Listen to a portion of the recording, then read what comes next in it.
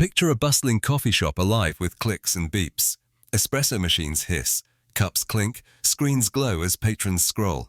To your left, a couple angles for a selfie. To your right, a group leans in, words bouncing off the walls like rapid-fire ping-pong balls. Amid this swirl sits a lone man, no phone in hand, no laptop on the table. Instead, he wears earbuds and focuses on a slim volume of Stoic philosophy, undistracted by the digital rush. He's different, not lonely or desperate, but completely at ease in his own company. He doesn't crave a deluge of likes or network validation. He refuses the frantic grab for attention that surrounds him, and that, in its quiet way, makes him the most dangerous person in the room. Why? Why does society quake at someone who doesn't need constant approval?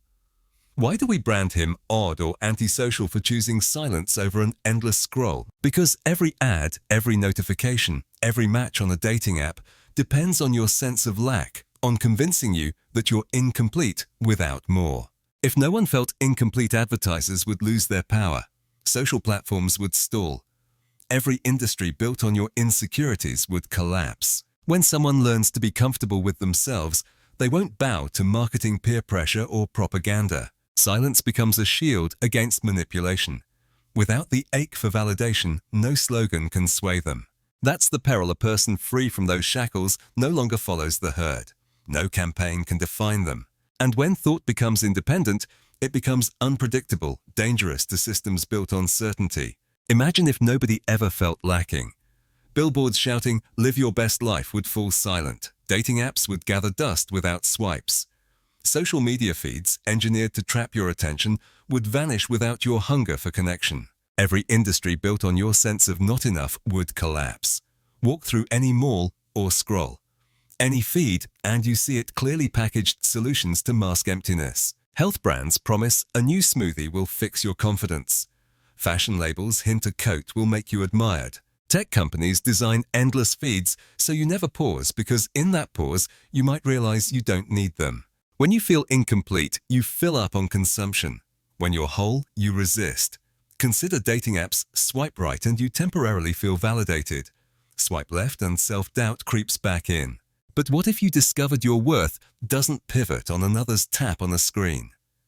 Suddenly, you fracture the foundation of those platforms. They need your insecurities to exist. Social media magnifies this dynamic. Each like briefly feeds your self-esteem. Brands pay influencers to keep you hooked. Buy this lipstick, everyone will adore you. Take this trip, your life will feel complete. But a person uninterested in that rush breaks the cycle. Deactivate the account, lose the need for virtual applause, and the algorithm loses its power. Every ad, every trending hashtag, every political slogan banks on fear and belonging. If you don't vote this way, you'll be left behind. Without our product, you're missing out. But a solitary thinker pauses and asks, why do I feel incomplete? Who benefits if I stay that way? When you resist that pull, you expose the mechanism. You can't be sold, silenced, or persuaded through fear. That's why society fears the person who doesn't need anything outside themselves, because they become immune to the levers of control built on your insecurities. To see how this immunity develops, we turn to two figures who rejected the premise of lack. One in the height of power and one at the edge of convention. Their ways show you how to break free from the idea that you need another person, product or platform to be whole. Envision a ruler who commands legions, yet each evening retreats to write in a private journal instead of basking in victory. This was Marcus Aurelius, the Stoic emperor, who saw real conquest as mastery over his own mind. While Rome clamored for spectacle, he embraced silence as both shield and sword. Each night after councils and campaigns, Marcus conducted his evening review. By dim lamplight, he asked himself, which desires this day did I pursue that I didn't truly need? Where did fear dictate my actions? In which moments did I seek approval at the expense of integrity? These weren't casual jottings, but rigorous interrogations of impulse, peeling back layers until only essential truths remained.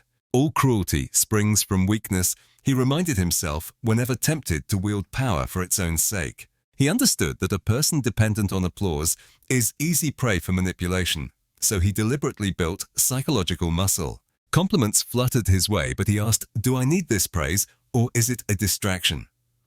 Over time, flattery and slander alike became powerless. his self-worth grounded in reason, not crowds. He also embraced discomfort to condition his mind. Cold baths, occasional fasting, and simple bedding shaped a fortress against external turmoil. By enduring physical unease, he prepared himself to face emotional storms with equanimity. In the stillness of his quarters, free from sycophants and spin, he confronted questions of duty. Should I lead a campaign or divert resources to rebuild a ravaged city? Each decision came from purpose, not popularity. He even reminded himself daily of mortality. Think of yourself as dead. You have lived your life. Now take what's left and live it properly. That reflection didn't cripple him with dread. Instead, it spurred deliberate action. Time lost to trivial pursuits could never be reclaimed, so when the empire demanded leadership, he responded with integrity. Marcus exemplifies how solitude becomes the crucible for self-mastery. He built a character unbending to external pressure, not through grand displays, but through quiet reflection. His reign didn't depend on adoring crowds. It depended on an unshakable inner citadel. If power without self-knowledge breeds tyranny, then solitude without discipline breeds aimlessness. Marcus chose discipline, turning isolation into an arena where he forged the impenetrable armor of Stoic wisdom. Centuries later, Friedrich Nietzsche emerged in a Europe chained by religious dogma and inherited morals. He argued that most people sleepwalk through life living by a script written by others. He declared that such submission makes you a slave, a being controlled rather than in control. To be free, he insisted one must tear down inherited value systems and construct a personal code of ethics. He coined the term Übermensch or overman to describe someone unafraid to stand alone, rejecting slave morality, which extols humility and obedience in favor of master morality, which esteems strength, creativity, and self-determination. A free individual doesn't ask, "What does my community expect of me?" but "What do I will for myself?" The individual has always had to struggle not to be overwhelmed by the tribe, he wrote. When you stop questioning and accept every rule uncritically, you become predictable, pliable, and thus controllable.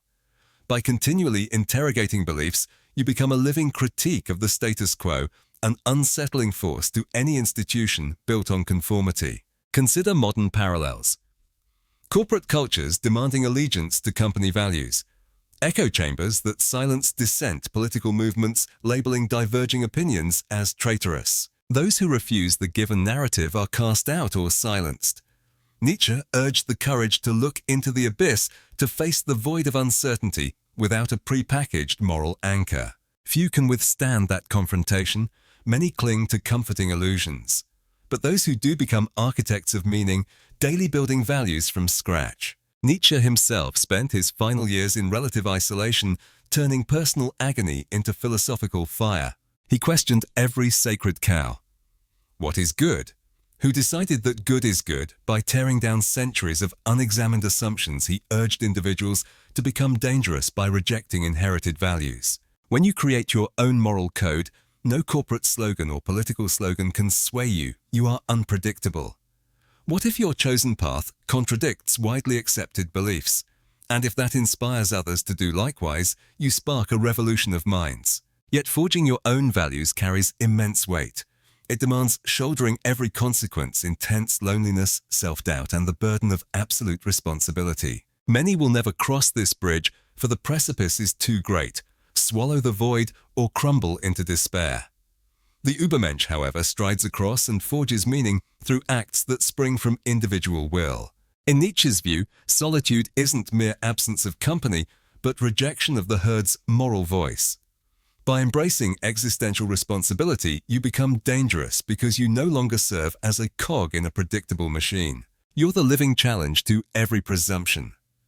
What if I choose values that contradict yours? When individuals do this en masse, they become architects of a new world, and that is the most dangerous revolution of all. It's easy to conflate loneliness with solitude, but they are fundamentally different. Loneliness is a state of lack, a painful sense of incompleteness without others. Solitude is a state of wholeness, a deliberate choice to be alone, discovering peace in your own company. Society paints these two states with the same brush because it benefits from keeping you confused. A lonely person becomes a consumer, endlessly seeking products or experiences to fill a void. A person practicing solitude doesn't need to buy distractions because they already feel complete. Those who feel lonely chase external remedies, scrolling social feeds, attending every gathering, filling calendars with calls only to amplify the underlying ache. That internal buzzing of unfiltered thoughts is a mirror showing how uncomfortable they are with themselves. They drown it in noise. Netflix binges, group chats, and social events perpetuating the cycle. Solitude, by contrast, requires embracing that buzzing. The solitary individual steps away from the loop and understands that sitting with unfiltered thoughts is an invitation to confront fear and insecurity. Rather than a punishment, solitude becomes a practice of abundance, trusting that whatever surfaces in silence is valuable. Society discourages solitude by labeling it antisocial or odd. A person choosing a solitary hike over a weekend party is dismissed as weird. Journaling at home instead of scrolling Instagram invites the reclusive label. These judgments are social controls. By stigmatizing solitude, institutions ensure you don't discover your own self-sufficiency. Once you taste true solitude and realize you don't need external validation, you become immune to mass influence. Many confuse enforced isolation due to illness or relocation with voluntary solitude. In that scenario, you might feel lonely without knowing how to transform that feeling into wholeness. True solitude, however, is a choice you carve out, moments of silence, sitting without distraction, allowing thoughts and emotions to surface without judgment. In doing so, you learn to observe your mind rather than be swept away by it. Over time, you build emotional resilience and creativity. Solitude redefines relationships. When you feel whole without others, you choose companionship from a place of abundance, not need. Friendships deepen because they become authentic rather than codependent. Romantic partnerships flourish when neither party clings to the other for validation. In short, loneliness is a trap that drives you into perpetual consumption, seeking external fixes for an internal void. Solitude liberates you, showing that the most powerful relationship you can cultivate is the one with yourself. Once you recognize this difference, you see how society's labeling of solitude as deviant is a tactic to keep you tethered to dependency. Crossing that threshold, acknowledging you don't need anyone to feel complete, is the first step toward becoming truly dangerous in the most liberating sense. We've seen how society thrives on your sense of lack and how Marcus Aurelius and Nietzsche charted paths to independence. Now let's examine 4 essential qualities that transform solitude from mere isolation into a source of unstoppable strength. These pillars, radical self-honesty, value independence, emotional self-sufficiency, and intellectual courage, interlock to form an internal fortress no social force can breach. Most people tiptoe around painful truths, denying envy, deflecting responsibility, or masking fear with distractions. Radical self-honesty means refusing to lie to yourself, no matter how reassuring the lie might feel.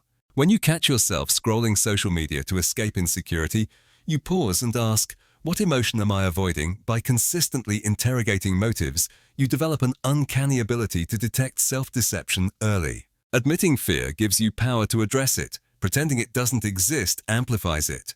Over time, honesty becomes your shield. External narratives lose their grip when your mind rests on clear, unvarnished self-awareness. Once honesty uncovers the beliefs you've unconsciously absorbed from parents, peers, or culture, you face a choice: retain them or discard them. Value independence means forging a moral compass from your own reflections and experiences. You don't default to what everyone else does. Instead, you ask, is this principle serving me, or is it a comfort blanket? When society exalts a career path or a political stance, you examine whether it aligns with your genuine goals. Building personal values may feel disorienting at first, but as you embrace this freedom, you become unpredictable. Campaigns, slogans, and peer pressure lose power when you base choices on self-determined principles. In solitude, you inevitably encounter raw emotions: fear, sadness, longing, anger. Instead of reflexively seeking relief in distractions, you pause to name and observe each feeling. Is this anxiety envy? Trace its origin. Did I feel overlooked at work? Naming diffuses its power. Next, you ask, what do I need right now? Sometimes a glass of water or a short walk helps. Other times, brief journaling suffices. Consistently doing this builds an internal toolkit, breathing techniques, mini meditations, or a quick nature walk that you can deploy without leaning on anyone else. Advertisers and manipulators exploit emotional vulnerabilities. Buy this to feel worthy, but when you manage your emotions autonomously, those tactics fail. You hold the ability to find calm within making you impervious to external emotional triggers. Even after mastering honesty, forging values, and cultivating emotional resilience, you face the final challenge: the courage to think thoughts that may offend or alienate. Intellectual courage means embracing uncertainty and entertaining questions that society often dreads. It means risking disapproval to pursue an idea wherever evidence leads, even if it contradicts family traditions or popular opinion. To develop this, you might expose yourself to viewpoints you find threatening, read articles from opposing political perspectives, attend debates that challenge your beliefs, or discuss ideas with people who disagree. This doesn't mean forsaking your convictions. It ensures they stand on reason, not convenience. Each time you entertain an unpopular viewpoint, you shrink the fear of dissent. Your mind becomes a fortress immune to shallow arguments and social shaming. Though each pillar stands on its own, they thrive in synergy. Radical honesty reveals inconsistencies between inherited beliefs and your true principles, sparking the construction of an independent value system. As you live by those values, emotional self-sufficiency ensures you won't capitulate when discomfort arises. Finally, intellectual courage empowers you to refine both your values and self-understanding, preventing stagnation. Together, these pillars create internal sovereignty. When someone tries to guilt-trip you into conformity, you see through it. When a brand promises fulfillment in a bottle, you recognize the ploy. When a political narrative looms, you subject it to reasoned scrutiny. Because each pillar fortifies the next, you become someone unbuyable, unsilenceable, and unpredictable. When you achieve harmony among these four pillars, you stand as a unique mind interacting with the world on your own terms. That is dangerous in the most constructive sense. You can't be easily bought, silenced, or misled. To corporate interests, you're a non-consumer, an anomaly. To political institutions, you're a nonconformist, an enigma. To social circles, you're someone who doesn't chase belonging out of desperation. And to yourself, you're someone who knows true freedom. In a world where mass conformity reigns, that combination is revolutionary. Embracing solitude and cultivating these four pillars can feel liberating, yet this path carries real costs. Before you dive deeper, recognize the sacrifices that come with refusing external validation. When you prioritize your inner life over social approval, others might label you aloof or arrogant. Friends may whisper, "You've changed," accusing you of being too intense or anti-fun. Family might worry you're withdrawing, calling your solitary habits unhealthy or antisocial. Society equates being alone with unhappiness. If you skip parties or stop posting online, friends murmur, "Why don't you join us?" Casual concern becomes coercion. You'll regret missing out. Who will you lean on if you need help? Overcoming this stigma requires resilience. Accept that others may misunderstand you, but remain calm in your conviction. As you grow more autonomous, you might distance yourself from people who once shaped your decisions. Friends who thrived on group gatherings, weekend trips, or late-night chats may feel rejected when you choose a quiet evening reading or journaling. Romantic partners seeking closeness may struggle with your self-sufficiency and drift away. Mentors and colleagues expecting you to follow a predefined path. Promotion's social status might be puzzled when you reject that route. These losses sting because they reveal how reliant those relationships were on mutual dependency rather than genuine affinity. Grieving the roles people once played becomes part of accepting that relationships built on need rarely endure. Being comfortable alone doesn't guarantee immunity to loneliness. Sometimes it amplifies it.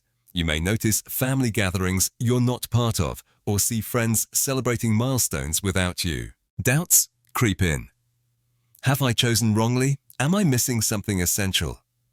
These moments can be disorienting, reminding you that you've stepped off the shared narrative. In those times, differentiate fleeting loneliness from the deeper fulfillment of solitude. When loneliness creeps in, return to your practices. Journaling, meditation, walking to remember why you chose this path. The sting fades when you recall that solitude's reward is lasting agency, not momentary distraction. No culture applauds nonconformity indefinitely. If you resist social norms, declining group events, or ignoring Instagram trends, you'll face escalating pressure. Maybe you'd be happier if you joined us. Why don't you apply for that promotion? Maybe you'd be happier if you joined us. Why don't you apply for that promotion? When casual comments morph into pointed suggestions, you'll regret missing out. Recognize them as tests. Friends and family may resort to guilt. We miss the old you or project fear. Who will you turn to in trouble? Staying true requires balancing your need for human connection with your commitment to self-determination. You don't have to isolate completely, but you also don't abandon your practices to appease others. Crafting your own values brings limitless freedom, but also unlimited responsibility. There's no safety net of everyone else does it this way. Choosing an unconventional career means facing financial uncertainty and potential social alienation. Embracing contrarian beliefs invites backlash or ostracism. The weight of every choice rests solely on you. Mistakes can sting more deeply because there's no communal rationale to share the blame. Yet many who embrace this burden report a profound sense of agency. Even mistakes become lessons they own fully, rather than wounds inflicted by societal expectations. After weighing these costs, you might ask, is solitude worth the trouble? Consider what you gain when you release reliance on others for self-worth. You unlock genuine creativity. You stop chasing hollow achievements and start pursuing projects that resonate, writing a novel, launching a mission-driven venture, or dedicating time to a cause without promise of immediate rewards. You form relationships based on authentic choice rather than obligation. The peace of solitude becomes a fertile ground for visionary thinking and emotional depth many never experience. Yes, you pay a price in lost connections and occasional isolation, but you secure something far more precious: inner sovereignty. This path isn't for everyone, but for those who walk it, the toll is small compared to the cost of living as an unthinking participant in a system built to profit from your insecurities. When you look back not with regret but quiet conviction, you'll see that the freedom you've won far outweighs the sacrifices endured. Knowing the problem is only half the battle. The real challenge is translating philosophical insights into daily habits. How do you train your mind, emotions, and values so thoroughly that no marketing pitch or social pressure can hijack your sense of self? Below are practical steps tested over centuries, used by thinkers from Stoic emperors to renegade philosophers, that guide you toward genuine independence. Expect resistance from your instincts and from others. That resistance proves you're on the right path. Begin with stillness. The most profound exercise is simple: embrace a few minutes of nothingness each day. Sit quietly, no phone, no music, no book, and notice thoughts or emotions as they surface. You might feel an itch to check messages or anxiety about a looming task. That's precisely why you sit still. Each time you resist the urge to flee your own mind, you build resilience. Start with 5 minutes, then gradually increase to 10 or 20. As silence becomes less threatening, you'll find yourself scrolling less mindlessly. Recognizing I'm seeking distraction because I feel anxious is the first step to reclaiming your attention. Adopt an evening review inspired by Marcus Aurelius. Each night, journal 3 probing questions. Which desires did I act on today that I didn't truly need? What fears drove my choices? Fear of rejection, failure, or facing myself? When did I seek approval and why? Answer without sugarcoating. If you spent half an hour refreshing your feed to feel less anxious, write it down. If you withheld an opinion in a meeting to avoid judgment, admit it. Over time, patterns emerge, revealing how often you surrender agency for fleeting praise. When you see those patterns, you can choose differently, refuse the staged perfect selfie, or speak up despite fearing backlash. Consistency in this evening ritual builds a reflex before seeking validation. You ask, is this choice mine, or am I playing someone else's game? Challenge deep-seated beliefs. You've inherited countless assumptions about success, relationships, happiness from parents, peers, and culture. To craft your own values, pick one belief you've never questioned. Maybe it's, I need a high salary to feel successful, or I can't be happy unless I'm in a romantic relationship. For a week, interrogate it from all angles. Read articles arguing the opposite stories of people thriving on modest incomes or happily single. Write objections and counter-arguments. If you find that money or a partner doesn't guarantee fulfillment, you gain permission to break away from that standard. This exercise isn't one-off, it's ongoing. Whenever you catch yourself parroting common wisdom, pause and ask, is this really my belief, or am I just echoing someone else? Cultivate emotional self-reliance. Emotions can flare. Uninvited, a text message triggers jealousy. A meme sparks anger. Uncertainty breeds panic. Instead of immediately calling a friend or buying something on impulse, train yourself to pause. When discomfort arises, take a deep breath and name it. This is anxiety. Trace its origin. Did I feel overlooked at work? Naming diffuses its power. Next ask, what do I need right now?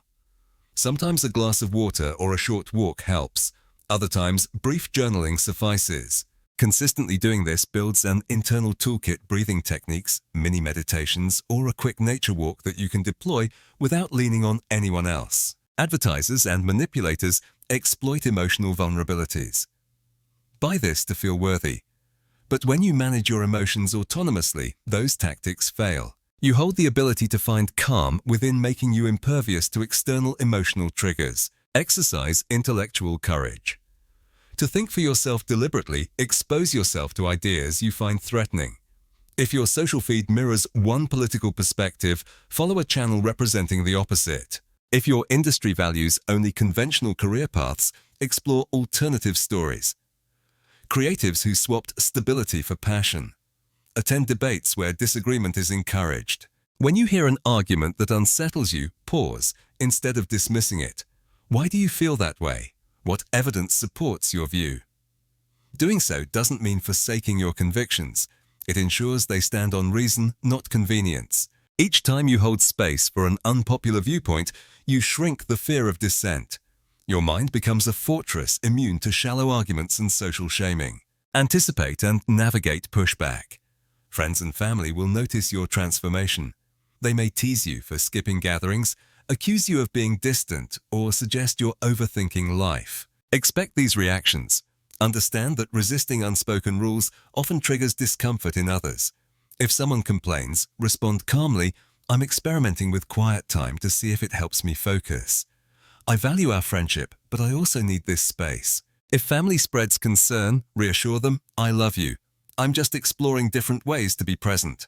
Acknowledge their worries without abandoning your practices. Over time, those who truly care will respect your boundaries. Those who don't will fade away. Measure your progress. How do you know if these steps work? Notice if the urge to check notifications diminishes. Observe when you hold back in a meeting, not out of fear of social exile, but because you speak from conviction. Track how often you choose solitude to create writing, reading, walking, rather than to escape. As these markers increase, you'll realize you're forging the dangerous independence you seek. By weaving these habits, embracing stillness, conducting honest evening reviews, questioning inherited beliefs, managing emotions internally, and daring to think freely, you construct an inner citadel. No external force can breach. In that fortress, you become, in Nietzsche's words, someone beyond good and evil, a person whose worth, values, and purpose come from within, not from the mercurial whims of society. We began by witnessing a solitary man at a coffee shop, unfazed by the frenzy of digital distraction, and learned why societies label such a person dangerous. We saw how our social structures exploit a sense of lack, how Marcus Aurelius built unshakable inner strength through nightly self-examination, and how Nietzsche dared us to demolish inherited moral codes and forge personal values. We distinguished loneliness, a craving for completeness, from solitude, a self-chosen wholeness. We identified 4 pillars: radical self-honesty value, independence, emotional self-sufficiency, and intellectual courage that underpin genuine freedom. We acknowledged the costs: misunderstanding, lost relationships, fleeting isolation, and the burden of choice.